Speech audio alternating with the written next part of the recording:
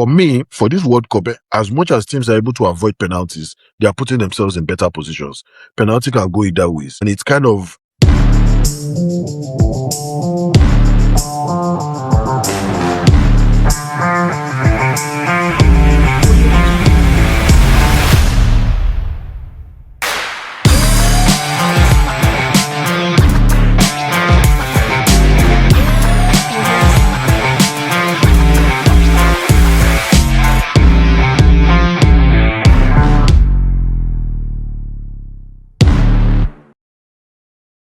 Hello, good afternoon, guys. This is Taiwo Najobi, your host on Lanuna's Maple Sports. You know we like to bring you unfiltered opinion, sharp analysis, and some big love for Canadian hoops and ice, the World Cup, and every other sports world that you can think of. Yesterday, I spent quality time with my colleague Emmanuel talking about what has been happening within the round of 32. Now we're approaching round of 16, and it's going to be starting with Canada taking on Morocco.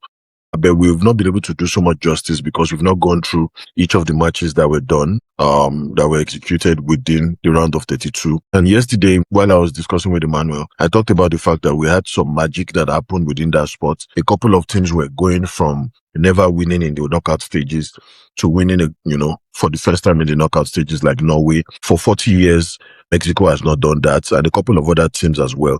Canada as well had never done that before. And we'll be going straight into Canada just to see a little bit about how the match went. Canada-South Africa was a very interesting match. We didn't really see any form of magic for 90 minutes, and in the 92nd minute, we had a Canadian-born who has lived in Portugal all his life, which was Steven Estaquio. Very, very wonderful goal, very composed. It was just a moment of magic, and that was what prevented Canada from going into penalties. So what they did was that stoppage time strike was one of the best that had ever happened for Canada as a whole, because Canada had never had the opportunity of winning any match, even in the knockout stages. That was just the beginning of something new for Canada. So if you look at most of the analysis, how they talked about it, they were like, that guy is going to be going into some kind of historical books because his goal was very composed. And if the Canada team had gone into penalties, it may have been a different story entirely. But if you look at some of the numbers, South Africa controlled possession by 58%. They produced 0.14 XG when you're talking about ability to produce more chances. But they decided to defend when it came to starting from the 65th minute. You will notice that South Africa just decided to defend, and it was just the signature for them. Looking at it from an African, I expected a bit more from them, but they were a bit prepared for penalties. They didn't really feel that anything was going to go, their way. They just felt that let them go into penalties and prepare for penalties, and it went against them. Now, if you go into the statistical snapshot, you will look at the fact that possession, South Africa was much better than Canada. Shots on target, they were slightly lower, and that was because they were trying to keep a mid and low block almost throughout the match. They had just 6 shots on target. Canada had 12 with 7 on target. Big chances created. Canada created 4 chances. Moments of magic were really lacking in this match. If you're looking at accurate passes, South Africa had more accurate passes. South Africa had more duels won. They had about 60. South Africa had more saves. But if you look at Canada was a bit more under pressure. That's why they had more fouls. And they had 16 compared to 10. So if you look at it generally, standout players were clearly Oluwaseyi. The guy has been playing extremely well for Canada. Now he's gone back to Spain to play for La Liga, but he has also played in the US, played in Canada for a while before traveling back to Spain. So far, I feel that Canada is going into a round of 16 match with Morocco. I wish them the best. Hopefully, they're able to, come up with something different. I'll be going into the US matchup against Bosnia, a very interesting matchup as well. Now, the next one is Netherlands versus Morocco. That match was very, very different because it was very disappointing for Netherlands to leave the World Cup in the round of 32, even though it's a different kind of knockout stage. The knockout stages before used to be round of 16, but now we're having it at round of 32, and it was a big embarrassment. Even the coach had to step down, and it was a different match because the first goal came from Netherlands. They showed a lot of grit. Morocco was very, very defensive. You understand? Morocco showed that they are one of the best in Africa, and that's why I'm really impressed with what I saw from Morocco. Now, the late goal came from Morocco. It was looking like they were more desperate after the first goal came from Gakpo in the 72nd minute. And Issa Diop equalized the stoppage time, 90 minutes plus roughly an extra minute after 98 minutes. So it was a bit different because that extra time for them, it was both teams were tired, but they were putting in as much effort just to try and see how they can make a change, and eventually, they went into penalties. But if you look at it generally, I like to look at the numbers just to give us an idea. Netherlands, when you look at expected goal, they were lower on 0.24. Morocco was about 1.38. So we expected that Morocco was going to score in 90 minutes because of the way they were playing. Morocco had more possession with 70%, which is significant, while Netherlands had 30%. Shots on target, Morocco had 5, while Netherlands had 2. Big chances on the big stage, Morocco had 5, while Netherlands had 1. Big chances missed, Morocco had 4, but Netherlands had none at all. So if you're looking at accurate passes, link up plays completed, we had about 801, which means Morocco was 91% better, while Netherlands were doing about 79%. So if you look at it generally, those one was fairly matched up, fouls fairly matched up, and every other category was fairly matched up. It just tells you that Morocco is a very, very good team. Alinao, Saibari, Rahimi, those guys are playing at a very, very high level. And a lot of people should just watch out for Morocco because they're a very, very good team. And last World Cup, it was not a fluke that they got to semi-finals. This year, we expect them to really go far. Unfortunately, they are presently going to be meeting Canada, and it's going to be a bit of bias because a lot of people also want Canada as a host country to also progress and go far in the competition. Mexico will also be meeting England. So now we are looking at a situation where the boys are bowing out and the men are now going forward. So it's going to be a tough counter matchup because you're going to be seeing two great teams coming together. Even though Canada has never gotten to this stage, but they're going to have to step up and show us that they have what it takes. The next match on the stratosphere is Portugal. Portugal was able to defeat Croatia. I feel they were just very lucky. They survived what I call the wildest match of the tournament because a lot of people didn't know how this match was going to go. Croatia is a very good team, high-level team. But beating Croatia 2-1 after the second half that was filled with so many goals, you will see that there was VAR drama. There were disallowed goals. There was stoppage time winner. And generally, I can say this is one of the most dramatic World Cup matches of all time because coming in the round of 32, Portugal and Croatia are two big footballing countries. So Croatia struck first with Ivan Perisic in the 53rd minute, and Cristiano Ronaldo with a VAR awarded penalty was able to get them back in the 68th minute. That created some kind of matchup.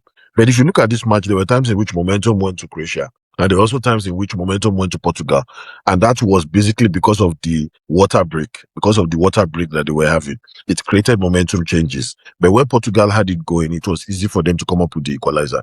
Later, Croatia had it going. Now, there was a last goal that was scored in the 90th minutes plus 15, scored by Gvardiol, but that goal was ruled out because of a microscopic offside. That's what I call a microscopic offside. And that was a touch by Matanovic as well. So if you look at it generally, if that goal had come in, then there would have been a lot of drama in penalties because those two teams are evenly matched. They have equal level of talent and they would have been able to push it a bit further. So Portugal was able to advance, a very emotional one, and they'll be facing Spain in the round of 16. That's another tough matchup.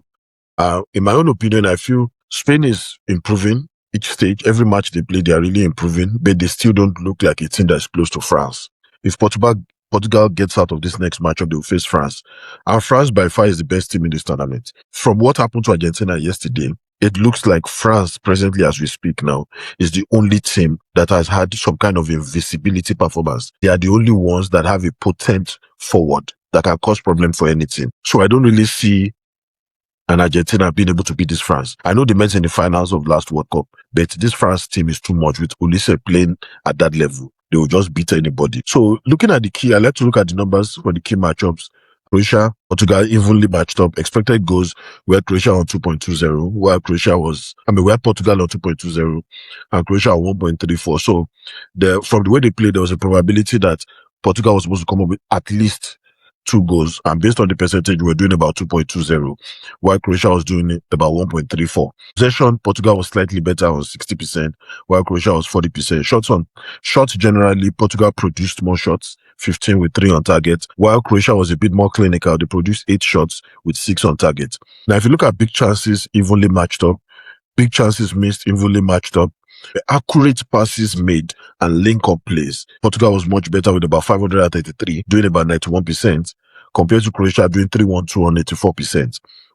Duels won, Portugal was playing with a bit more aggression. They needed to win a bit more. First of all, because this is going to most likely be the last World Cup for Ronaldo, and everybody is actually playing for him. At least they want to be able to go far in the competition. So we had 55 duels won to 42 from Croatia.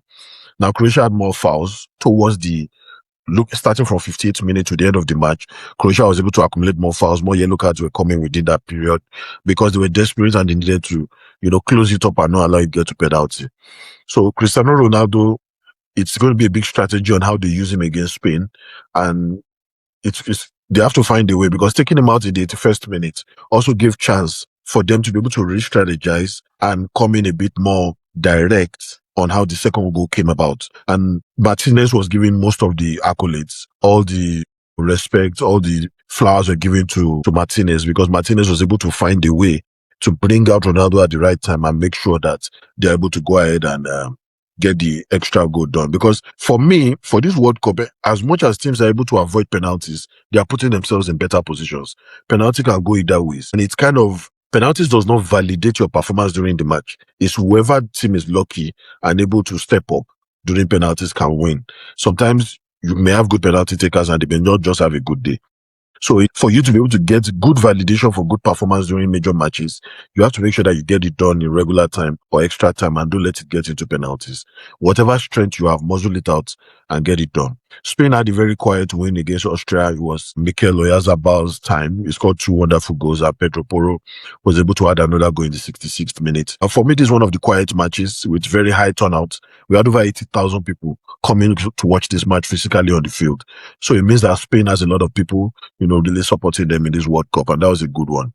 However, one thing I can say about this match, it also shows that Spain is beginning to get that composure back together. If you look at what is happening, Cucurella, crossing to find Oyarzabal, they are beginning to get some kind of chemistry. And, Lamine Yamal too is also coming back better, he's trying his best, trying to see how he can also, give us something to look out for, especially looking at the fact that he's also growing into becoming a major player for Spain, and somebody that, Spain will continue to talk about in their history books, for as long as, they want to continue to talk about him. He's a very good guy. And if you look at the numbers, Spain had 64%, which was expected, of possession with 36. Shots on target, Spain had 10, but with 23 attempts, while Austria just had 5. So they completely dominated them, and it was a quiet win from a good team to an average team, Austria. Chances created, Spain had 3. Chances 1. If you look at Spain, they completed accurate passes of 570.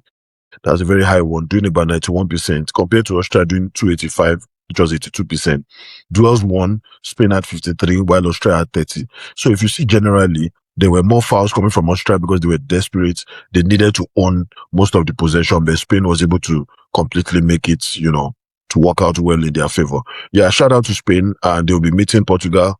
I know it's going to be a tough one, but hopefully we're able to see, some good football being played. And moving on to Brazil-Japan. Brazil-Japan was also another quiet match. In 96th minute was what saved them, coming from Gabriel Martinelli. Martinelli came from the bench and just made it happen. They offered very little in the first half, if you ask me. They were a lot better in the second half, and that's what helped them. Japan led in the 29th minutes, capitalizing on some sloppy passes that were happening within the Brazilian space. Poor defending also happened in Brazil as well. But they equalized with Casemiro, and that was a saver for them in the 56th minute. And after then, they started looking for goals. They've played a balanced game. But right now, Brazil will be facing Norway. That's another tough one because Erling Haaland is playing so well for Norway. And I feel that they will need to step up their game. They have a good coach, and there's a good chemistry between the coach and their top players as well. He has also coached a couple of them at the club level, especially Vinicius and some of the other guys as well. So he will need to kind of find a way to get those guys to be playing at a very high level, bring the best out of those guys, just put them in the right position to succeed. Japan, very decent game, but they have to just bow out the right way. Now going into the numbers, Brazil was expected goals. You are looking at XG.